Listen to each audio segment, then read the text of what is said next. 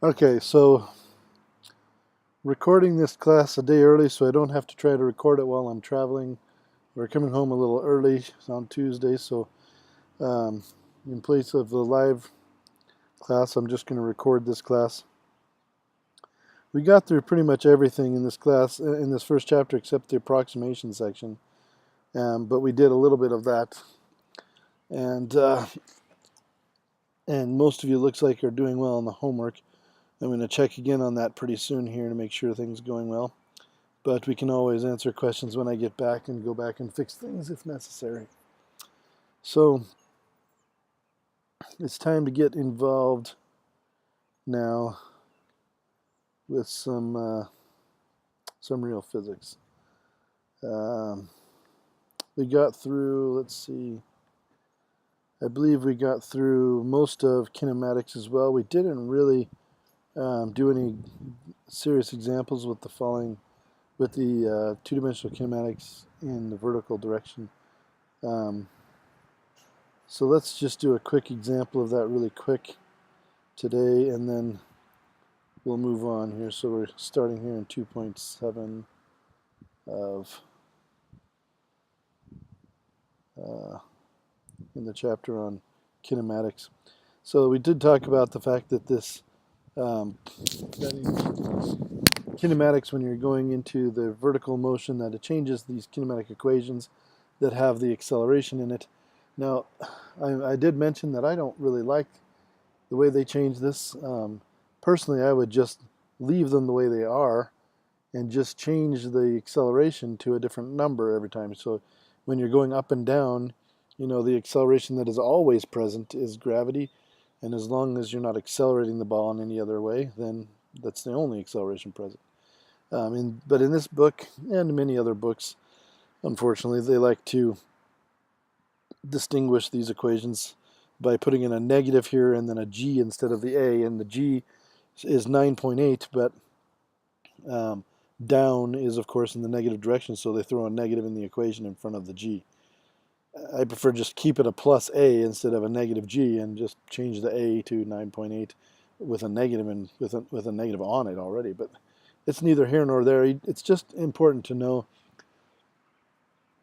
especially if you're going to go into something where you're going to use physics, engineering, or whatever, another science of some kind. It's important to know that many different people who write different books and whatever they do, there's many people do it different ways. There is no real standard way for writing equations or naming variables or anything else in physics. It's just an unfortunate consequence of people who use a lot of math. But anyway, um, so these are the three kinematic equations that have the acceleration in them in their most basic forms, in the y direction or in free fall. When we call free fall, we mean that the object is not being accelerated by anything except for the gravitational pull of the Earth.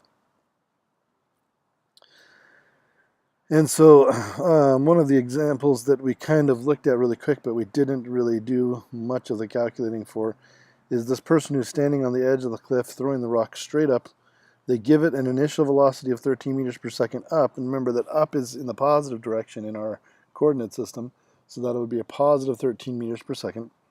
And the rock misses the edge of the cliff as it falls back to the earth. So it actually falls past the edge of the cliff. And then it's going to continue to accelerate downward as gravity pulls on it down past the edge of the cliff. And they want to know what the position and the velocity of the rock are 1 second, 2 seconds, and 3 seconds after it's thrown. And we're going to assume there's no air resistance, so there's nothing else accelerating the rock except for gravity. So, how do we do this? Well, we do it like we do any other kinematic kind of problem. In kinematics, the idea is to draw the picture. So we have this picture up here, very simple picture with the initial velocity represented with this arrow. The acceleration is going to be downward at negative 9.8 meters per second squared. I might also draw kind of a curve that shows the rock going up and turning around and coming down. And I think that they kind of do that later here with the position versus time graph. And there are other examples of it in the homework. Oh, here's an example of it. where you throw the rock upward with 13 meters per second, and then it comes back down and accelerates downward towards the ground. So drawing a picture is quite important, and labeling things, drawing in some vectors that represent, the initial velocity, the acceleration, whatever else, also quite useful. And then to start writing down equations that will help you to calculate what you want to get from the things that you have, right? And that's the end goal. And so one of the equations that looks kind of helpful to us is this kinematic equation here. The y final, or y equals y initial, y naught plus v naught t plus 1/2 at squared. And that's the kinematic equation right here in the middle. This is the one that they do there. And they actually write it as at squared plus 1/2 at squared, but remember that the a is negative 9.8, and so that ends up being a negative 9.8 there. And see, they write it one way here in this part, and then they write it a different way here, which is just frustrating. I totally understand that that's frustrating, but it's kind of good in your education to be able to figure out which way things are done and to understand why they're different. But anyway, point is that this is the equation they use, and they plug in that initial velocity of 13 meters per second upward, which is positive. And they want to know what's happening after 1 second, so their time that they're going to plug in is 1 second. And they're going to do the negative 9.8 meters per second squared for the acceleration, and the 1 second there that it gets squared also. And then they just plug everything in and calculate. So the position in y after 1 second ends up being 8.10 meters. Now, we're going to assume an initial position, which they do right here. In this equation, you can see that y1 equals y naught, or the initial y position. We're going to assume that where the rock is thrown from is going to be 0 height. So that's why they put the 0 here. And so an 8.1 meter height would be 8.1 meters above the point from which the rock was thrown. So 8.1 meters above the cliff, or above the hand of the thrower was, or whatever. Right? So this is above the starting point. And what if we want to calculate the velocity at that point? Well, there's another equation that can help us with that, and that's actually the first equation up here. Velocity final equals velocity initial minus gravity times time. Right? And they use that one to calculate the velocity. 13 meters per second is the initial velocity. 9.8 meters per second is gravity. The time is 1 second. You get 3.2 meters per second, which is a positive number, which means the rock is still has upward velocity, because positive is up. So it's still going up after 1 second. Eventually it will stop and turn around and come down, and then it will have a negative velocity. Eventually it will fall down past where it was thrown, and it will have a negative position as well, a negative y. And as you put in different numbers, if you put in 2 seconds, you'll find the position is not 8.10, but it's actually 6.4. After 2 seconds, it's actually lower than it is after 1 second, which means it's turned around and come back down again, which means its velocity is negative, and you can calculate that, and it turns out to be negative. And after 3 seconds, its position and its velocity are negative. Not only is it got a negative 16.4 meters per second velocity, but it's fallen 5.1 meters below the cliff to a position of negative 5.1 meters.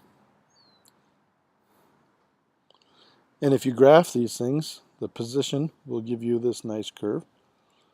The velocity will give you a straight line, as it's going to start off at the 13 upward, and it's going to get less. It's going to slow down, slow down, slow down, slow down to 0, and then it'll have a negative velocity as it goes down.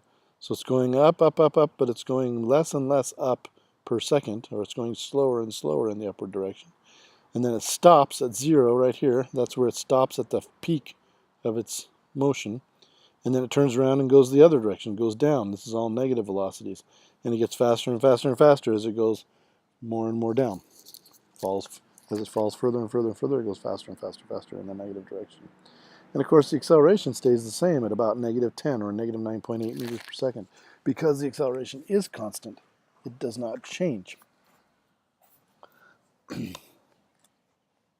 So that is your first kind of foray into the use of kinematic equations in the vertical direction with a constant acceleration of gravity towards the Earth. Here they do another example where instead of tossing the rock up, they throw it straight down. And this is an interesting problem because if you throw the rock straight up at 13 meters per second, it'll slow down and stop at the top and then turn around. It'll speed up and speed up and speed up. And when it comes back to this point, it will actually be going 13 meters per second down when it comes back to the point where you threw it up at. It will be going down at the same speed that you threw it up. This is one of the beauties of that constant acceleration downward, is it gives you this nice symmetry on both sides of the rock's motion. So what would happen if you just threw it straight down at 13 meters per second from the same point? Well, what would happen is that everything below this point would stay the same, and of course everything above this point would never happen. So everything below this point stays the same as it was over here, except at different times because you're throwing it down, and none of this stuff happens in between the intervening time interval.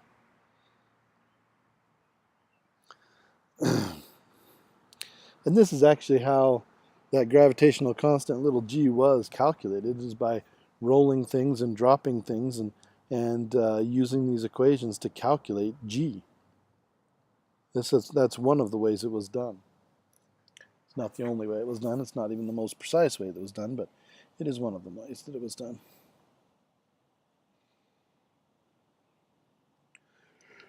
Excuse me. Hope you're all enjoying your Memorial Day.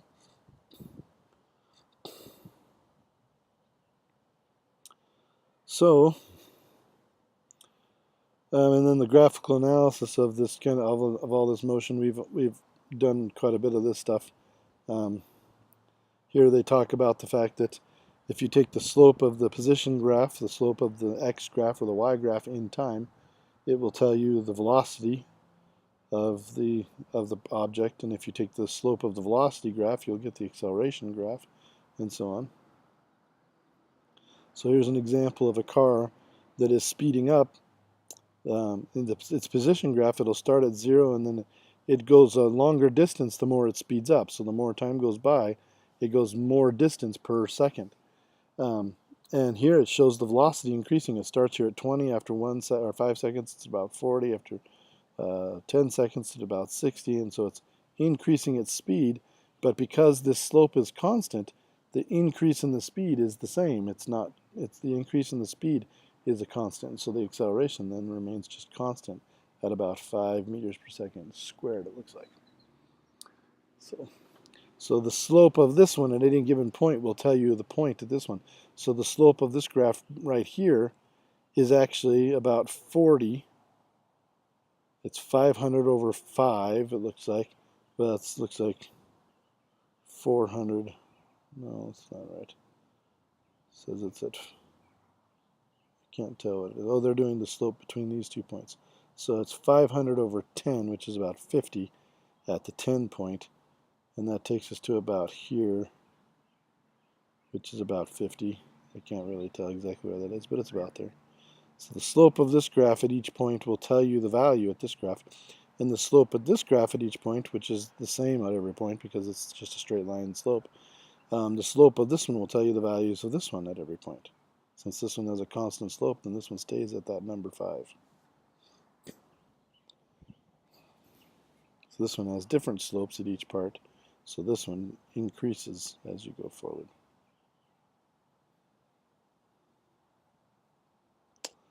All right, so now that finishes up chapter 2 and moves us on to chapter 3, which is exactly kind of where we want to be right now. We want to move on and learn what we can learn about two-dimensional kinematics. In two-dimensional kinematics, we're essentially going to take everything that we learned in one-dimensional kinematics and we're going to expand it into 2 directions. The only thing that stays the same from one dimension to the other is the time. The motion can be different in 2 different directions and completely independent of each other in 2 different directions as long as those 2 different directions are 90 degrees to each other. In other words, excuse me, If we have one dimension, sorry, if we have one dimension that is um, east and west, and one direction that is north and south, those two dimensions are 90 degrees to each other. Well, at least in a flat world. We're going to live in the flat world for now. And that that means what that does for us is it creates this this situation where I can't go north and south at all if I'm only going east and west. If I go only east and west, I won't actually go north or south, and vice versa. If I'm just going north or south, I actually won't move any in the east or west. But if I go anywhere in between those two, if I go a little bit north and a little bit east, or a little bit south and a little bit east, or whatever, and then I'm going in both directions, going, that's why they call it northeast or north, west or southeast or whatever. It's a little bit of each. I might be going, a mile to the eastern direction, then I might go 2 miles to the southern direction at the same time, and that would be somewhat into the southeast direction, right? It's a mixture of the two.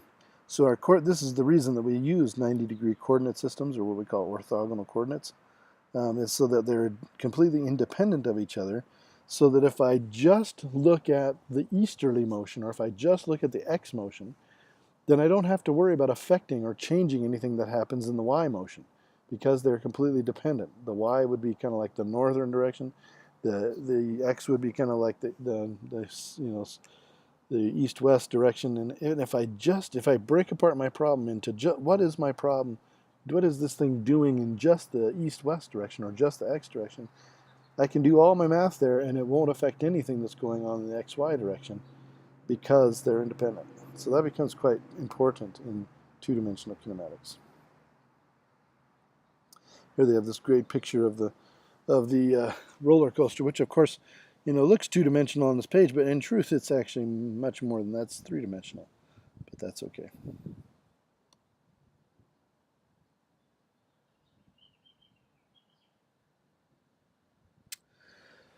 So let's start off with some very simple things.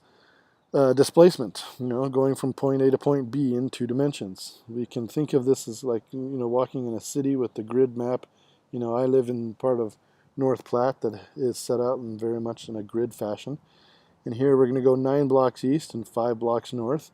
And that can be represented with 2 vectors, a 9-block long vector in the eastern direction and a 5-block long vector in the northern direction. East and then north, right? And one of the things that we can do with the mathematics that we know is we can use the Pythagorean theorem to calculate the actual point-to-point distance, or the straight line distance between those 2 points, not the distance that you traveled, the 9 blocks plus the 5 blocks, but the bird's kind of as the bird flies distance between them on this hypotenuse of the triangle. In which case you would take 9 and square it and add 5 squared to it and take the square root, and you would get an answer, right? So you've got your, they do it right here, 9 blocks squared plus 5 blocks squared, take the square root. It ends up being about 10.3 blocks. Of course, whenever you do the Pythagorean theorem, you're going to get, to find the hypotenuse of a triangle, you're going to get an answer that is bigger than either of the other two were. In this case, that is true. We get 10.3, which is bigger than 5, bigger than 9. And we expect that. So if you're taking the helicopter between the 2 points, maybe you could fly over everything. Straight line, go 10.3 blocks into that northeasterly direction.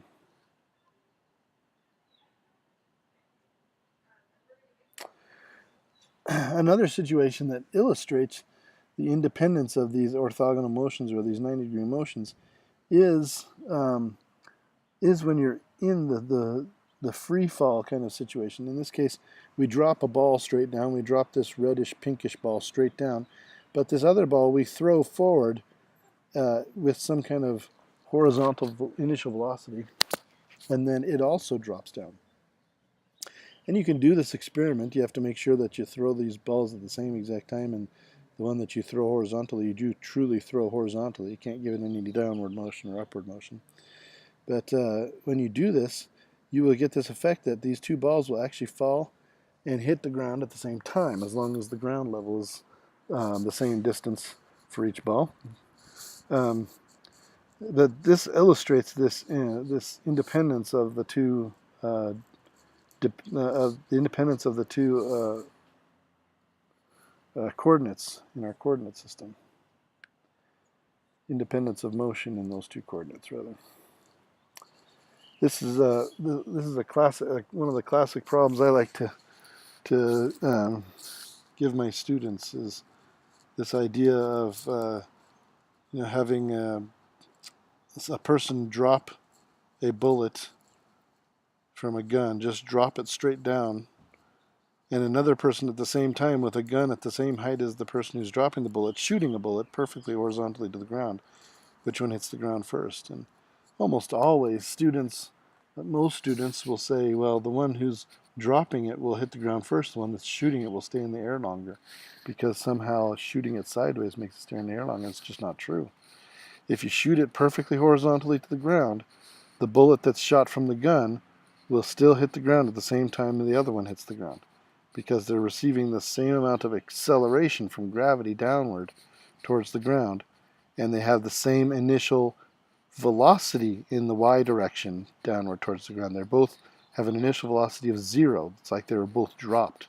Now the bullet has some initial velocity in the x direction, the horizontal direction, because the gun is propelling that bullet outward, but that propellant is only pushing it in the x direction. It's not pushing it up or down. If you shoot it perfectly horizontally to the ground, it will come out perfectly horizontally, and that push of the gun the propellant from the gun will not affect anything about the bullet's up and down motion, only its horizontal motion. So its up and down motion will be completely governed by gravity pulling it down towards the ground, and will hit the ground at the same time as the dropped bullet on the left. And here they have another thing that you can play with if you like. It's not really all that exciting, but if you want to do it, you can. I'm not going to do it. Okay.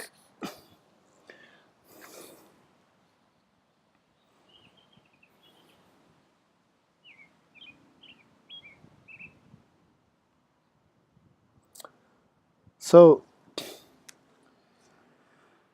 as we get into this realm of kinematics in 2 dimensions, we're going to have to start dealing with vectors in 2 dimensions. We dealt with vectors in 1 dimension already a little bit.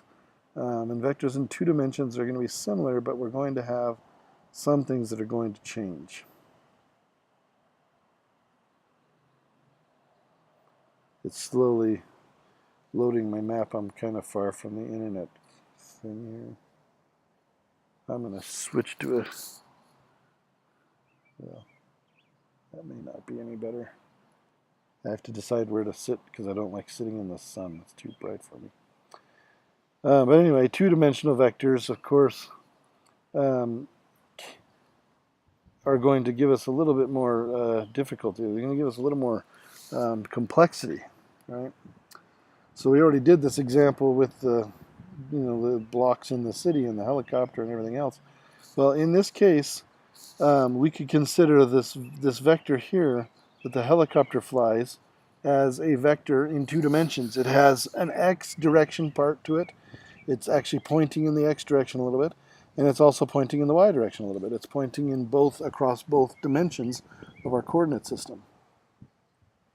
So it is a 2-dimensional vector. These other 2 vectors are just 1-dimensional vectors. This one's only pointing in the y direction. This one's only pointing in the x direction.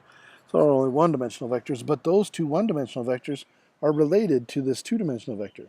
This one down here tells us how much this vector goes into the x direction. Notice that if you draw a perpendicular line down here, down to the x-axis, it hits, there's this connection point between these 2 vectors. And it's the same with this y vector over here, the 5-block north vector. It is related to how far north this vector points. Those 2 vectors that are pointing only in the x and y direction and represent how far in the x and y direction this helicopter vector goes, we would call those the components of the helicopter vector. The components tell you how much a vector points in each of the dimensions in your coordinate system. So these are the 2 components. This is the x component of the helicopter vector. This is the y component of the helicopter vector. So two vectors that represent the one-dimensional motion in each dimension of the two-dimensional vector. And when you have two-dimensional vectors, you can start adding them. So if we talk about, let's go back to our helicopter vector. Here are the two components of that helicopter vector, the x component and the y component, and we can add them together. We can add the helicopter x vector and the helicopter y vector, and if we do add them together, they will equal the helicopter vector. But they don't add like just numbers add. Vectors are kind of funny in the way they add. In this case, we're going to show you how they add graphically.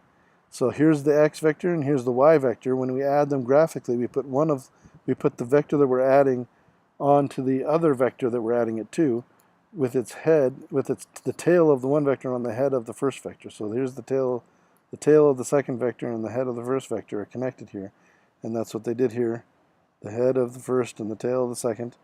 You put them together like that, and then you go from the tail of the first vector to the head of the second vector and draw another vector, and that's the third vector. We call that the resultant vector, or the sum vector. And that's a way that we can add vectors together. That's a graphical method for adding vectors. It's not very precise because you have to draw things very well to scale and make sure you draw them perfectly if you're going to add vectors using graphical method. But, you know, it's a good visual representation of what's going on with vectors. Here's an example where we take a walk of 25 meters off to the northeast and then 23 meters closer to east than north, but still in the northeast. And then we take another walk 32 meters in the southeast direction. We want to know where we're going to end up. Well, what we do is we add these three vectors together graphically. Here's the first one, here's the second one, here's the third one. Notice that we've moved all these vectors away from the origin and just put them, you know, head to tail kind of thing, head to tail. And we have the A vector plus the B vector plus the C vector, and our resultant vector is this one. So it turns out we end up at about, you know, at this 50 meter distance, because they actually measured, this one ends up being 50 meters, the resultant vector, that is slightly just south of the easterly direction. And it turns out that with vectors, it doesn't matter which order you add them in. You can add them in any order you want. If you do CAB, you get the same resultant vector. Doesn't matter. So they're commutative. Just like with subtraction, though, subtraction in just regular numbers, subtraction in vectors is not commutative. But you can do vector subtraction instead of putting things head to tail, where you have the head of the first vector and add it to the tail of the second vector, and that's how you add them using graphical methods. In vector subtraction, what we do is we usually, let's see if they're showing it here. So if you have the vector A and B, so here's the vector A and the vector B, and you want to subtract them, A minus B, what we usually do is we just create the vector minus B, and then we add A to minus B. That's a very simple way to do it. And then the minus B vector is the same length as B, and it's going in the same direction as B as far as along this line, but it goes just the opposite way. So it's angled in this direction, but it actually starts here and points off this direction. So it's lined up right with B, but it goes in the other direction the same length. And so this is how they show that. This is negative B. And then A plus negative B would look like this. A head to tail with negative B gives you the resultant vector. Now another way to do that, if you want to do A, let's see, oh, they actually don't show that other method, so that's fine. We'll just use that method. But like I said, these graphical methods of manipulating vectors, of adding and subtracting vectors, again, a little bit clunky because they're, you know, it depends on you drawing really good vectors and measuring very good things. It's not very mathematically sound. It's a good way to represent things, but not necessarily the best way to do things in the end.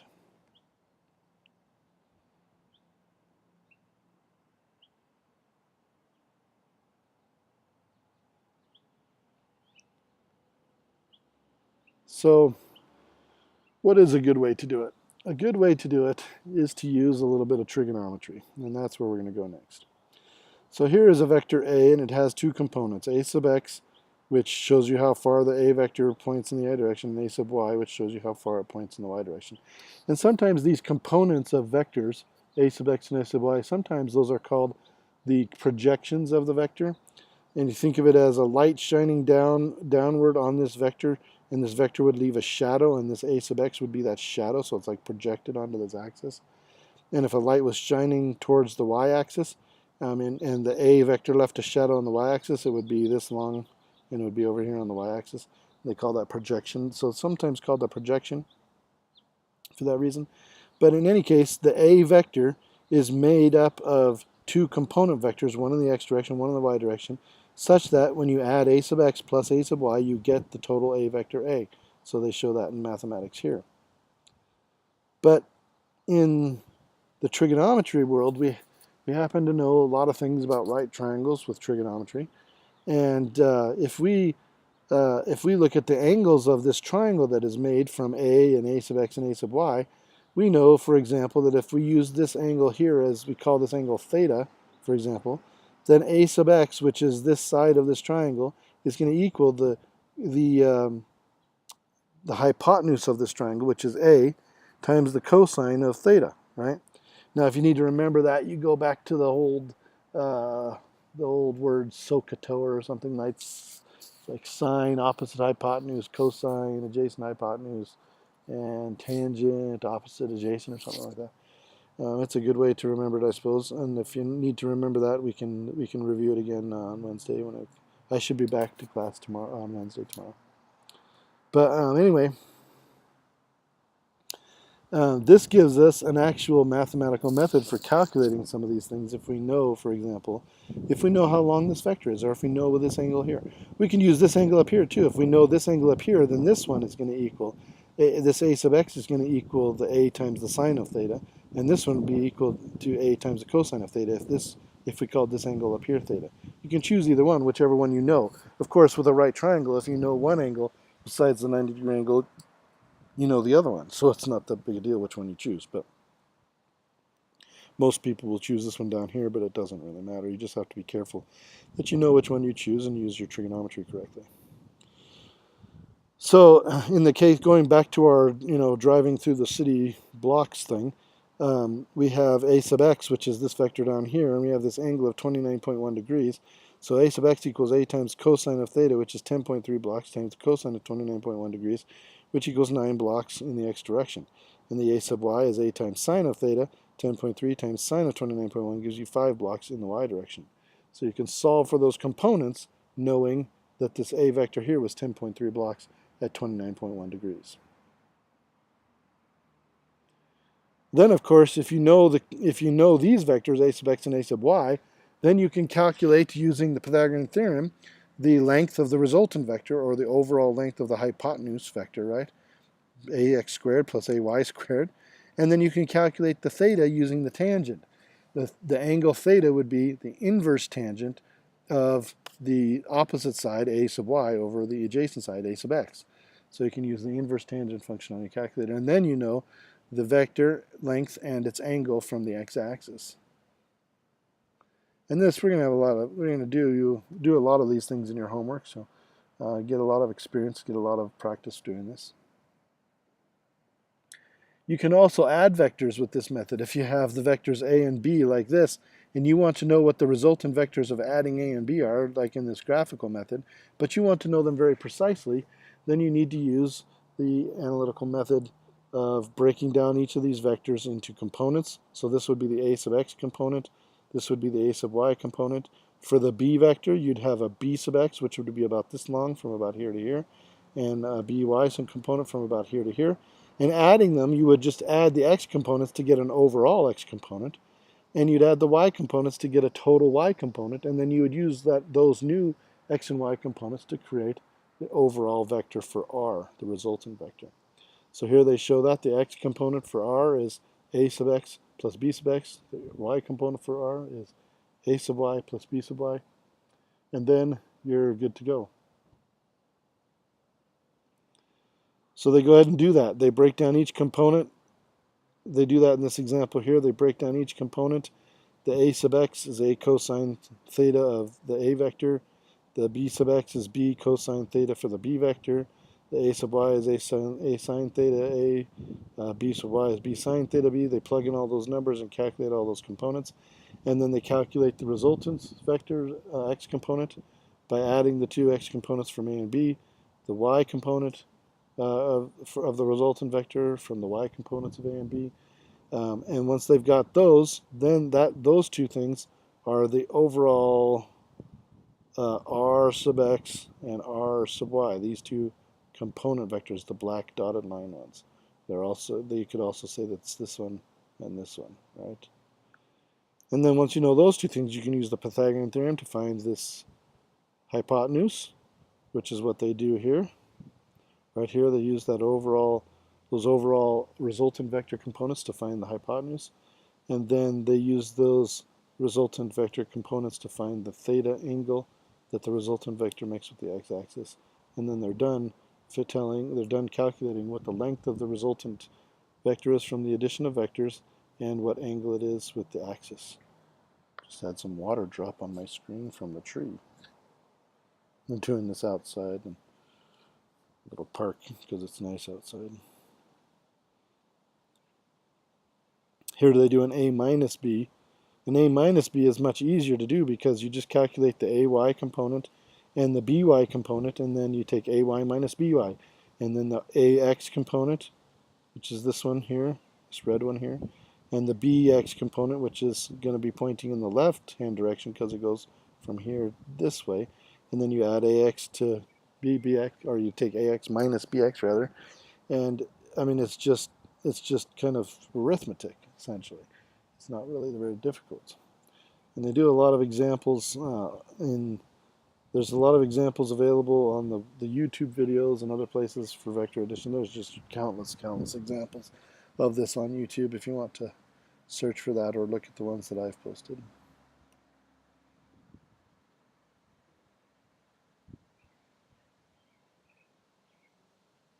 So the rest of this chapter is essentially just different situations, different specific situations. One of the big ones they do is projectile motion. That's probably one of the more challenging ones.